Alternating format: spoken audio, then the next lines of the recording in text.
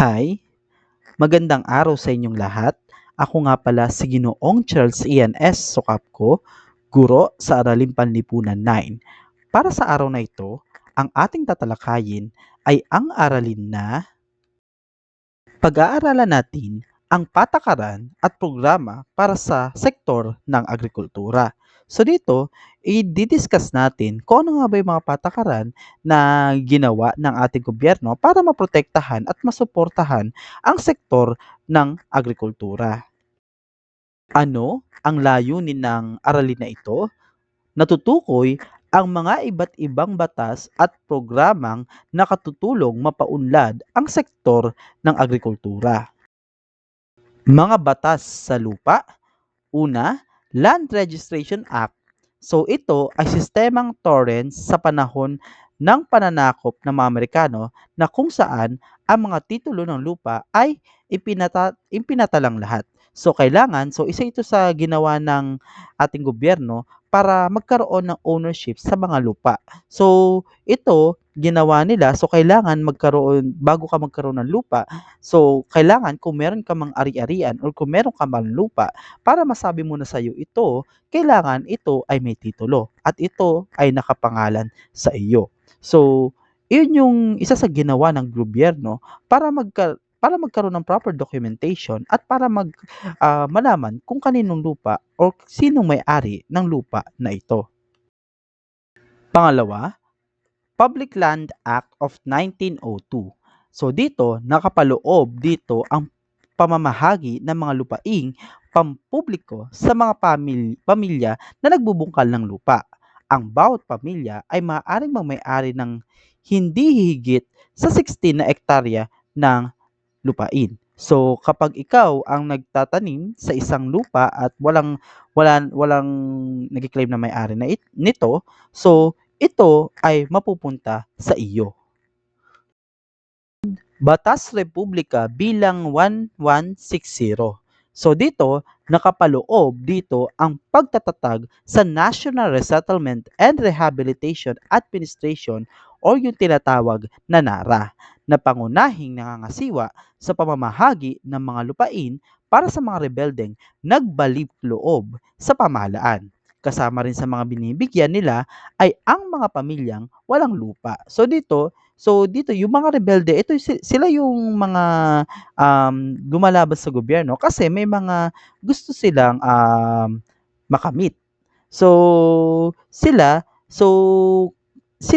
kapag sila ay nagbalik sa ating gobyerno, sila ay binibigyan ng lupa. So dito para makapagsimula sila.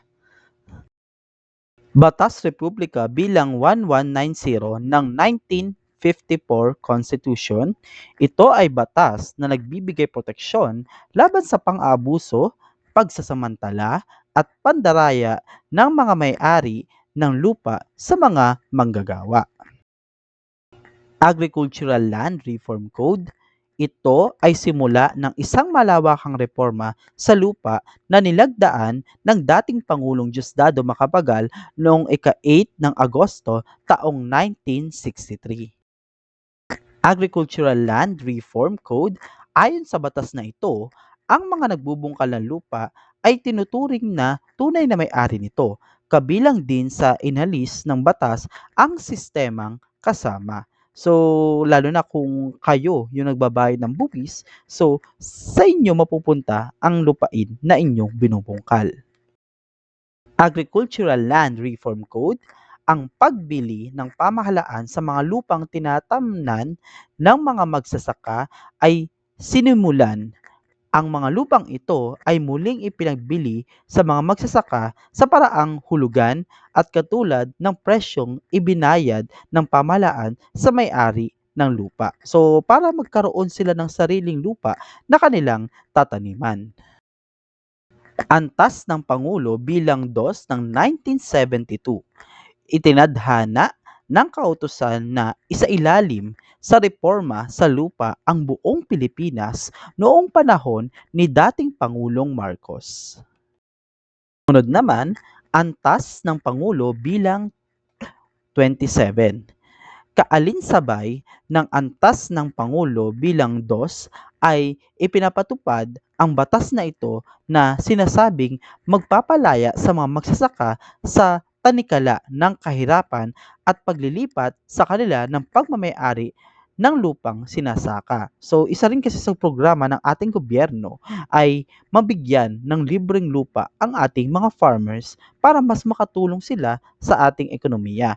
Kasi bukod sa mas makakatipid sila, mas makakapagtanim pa sila ng marami kasi hindi at mas kikita pa sila ng mas malaki kasi ang tinataniman nilang lupa ay sarili na nila. Batas ng Pangulo bilang 27, sinakop nito ang lahat ng lupa na tinatamnan ng palay at mais.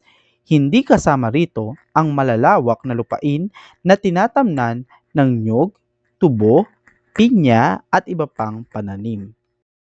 Antas ng Pangulo bilang 27, ang mga magsasaka ay binigyan ng pagkakataong magmay-ari ng 5 ektarya na lupa kung walang patubig at 3 ektaryang lupa kapag may patubig, ito ay kanilang bubungkalin. Batas Republika bilang 6657 ng 1988 Constitution, kilala sa tawag na Comprehensive Agrarian Reform Law or CARL, na inaprubahan ni dating Pangulong Corazon Aquino noong ika-10 ng Hunyo taong 1988. Pinasailalim ng batas na ito ang lahat ng publiko at pribadong lupang agrikultural. Ito ay nakapaloob sa Comprehensive Agrarian Reform Program or CARP. Pinamamahagi ng batas ang lahat ng lupang agrikultural, anuman ang tanim nito sa mga walang lupang magsasaka. May hangganan ang matitirang lupa sa mga may-ari ng lupa. So ito na nga yung binibigay ng pamahalaan sa mga magsasaka para mas makatulong ito sa kanila at mas at the same time mas makatulong din sa ekonomiya. Sila ay makapagtitira ng di hihigit sa 5 ektarya ng lupa. Ang bawat anak ng may-ari ay bibigyan ng 3 ektarya ng lupa kung sila mismo ang magsasaka nito. Ang pamamahagi ng lupa ay isasagawa sa loob ng 10 taon.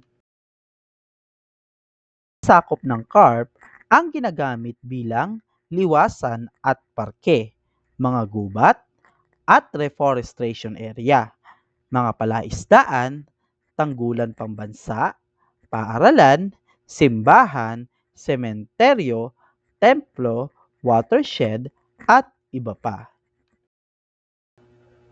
Patakaran at programa sa pangingisda. Una, pagtatayo ng mga daungan upang higit na mapadali ang pagdadala ng mga huling isda sa pamilihan o tahanan, nagsisilbing sentro o bagsakan ng mga ito ang mga daungan. So para mas mapabilis ang pagde-deliver ng mga isda at isang area na lang ang pagde-deliveran or pagbabagsakan ng mga isda. Para isang area na lang din ang pupuntahan ng mga tao. Batas Republika bilang 8435 Agriculture and Fisheries Modernization Act or AFMA. So pagmomodernisa ng mga kagamitan, paglinang ng paggamit ng teknolohiya sa mga gawain, paghikayat sa pakikilahok ng maraming mangingisda at magsasaka, gayon din ang pribadong sektor upang matiyak ang seguridad sa pagkain ng ating bansa. Philippine Fisheries Code of 1998. Ito ang itinadhana ng pamahalaan na naglilimita at naglalayon ng wastong paggamit ng yamang pangisdaan sa Pilipinas. So, dapat maayos ang pangingisda, gumamit ng mga equipment sa pangingisda na hindi nakakasira sa kalikasan or sa karagatan. So, gumamit ng tama or proper na mga materyales sa panghuli ng isda at pangalagaan ang yamang dagat. 4. Fishery research, ang pananaliksik at pagtingin sa potensyal ng teknolohiya tulad ng aquaculture marine, resources development, at post-harvest technology. So ito na yung pag-aaral para magkaroon ng bagong teknolohiya para mas mapadali at mas mapangalagaan ang ating um, karagatan at para magkaroon tayo ng mga bagong equipment na magagamit sa panghuhuli ng mga isda. So, pag-develop or ang pag-create ng mga bagong kagamitan na magagamit sa tamang pag-iisda. So, especially kung ang kagaya ng mga aquaculture marine. So, ibig sabihin, pag-aalaga nito ng pag-aalaga ng mga isda sa mga palaisdaan. So, kailangan natin mag-invent o gumawa ng mga research technologies na magagamit para mas mapangalagaan ang ating mga palaisdaan. Mga patakaran at programa sa pagtutroso. 1. Community Livelihood Assistance Program or CLASP. Ito ay paglilipat ng teknolohiya o pagtuturo sa mga mamamayan ng wastong paglinang sa mga likas na yaman ng bansa. Halimbawa, ang mangrove farming sa Bohol, plantation ng kawayan sa La Union, at plantasyon ng mga halamang medicinal sa Pena Blanca, Cagayan. So, kailangan nating alagaan ating natural resources o ang ating kagubatan. Pwede nating turuan ang mga nasa community na magtanim at ipaalam sa kanila ang importansya ng ating mga likas na yaman. So, importante na alam ng community kung paano makatutulong sa pagpapaunlad ng ating kalikasan. So, maganda na alam nila kung paano ito pangangalagaan at kung paano ang tamang paggamit sa ating likas na yaman. Pangalawa, National Integrated Protective Area System o yung NIPAS. Ito ay programa na mga pangunahing layunin ay maiangat at protektahan ang kagubatan.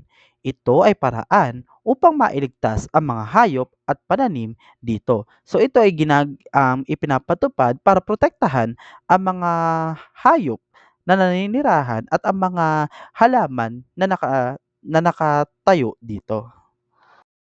At ang panghuli ay ang Sustainable Forest Management Strategy. Ito ay pamaraan upang matakdaan ang permanente at sukat ng kagubatan. Ito ay estratehiya ng pamahalaan upang maiwasan ang suliraning ng squatting, huwad at ilegal na pagpapatitulo ng lupa at pagpapalit ng gamit sa lupa. So, may mga certain area lang na pwedeng pagtayuan ng bahay or pwedeng magkaroon ng ownership ang mga mamamayan. So, may mga area din naman na inilalaan para ma-preserve ang ating kagubatan. Paglalahat, mula sa napakaraming suliranin na kinakaharap ng mga nasa sektor ng agrikultura, ang pamahalaan ay nagpapatupad ng mga batas at patakaran na makapagbibigay suporta sa mga ito. Bagaman may mga batas na nangangalaga sa sektor ng agrikultura, hindi pa rin may kakailang marami pa ring magsasaka at mangingisda ang nananatili sa laylayan ng lipunan. Nararapat nararapat lamang na mula sa ating mga kamay ay makatulong tayo sa pagpapaangat sa estado ng mga nasa sektor ng agrikultura. At doon na nagtatapos ang ating aralin. May mga katanungan ba kayo para sa ating aralin? Kung meron kayong questions, mag-send lang kayo ng message sa akin at sasagutin ko yan isa-isa. So natuto po ba? Maraming salamat sa inyong pakikinig. Bye!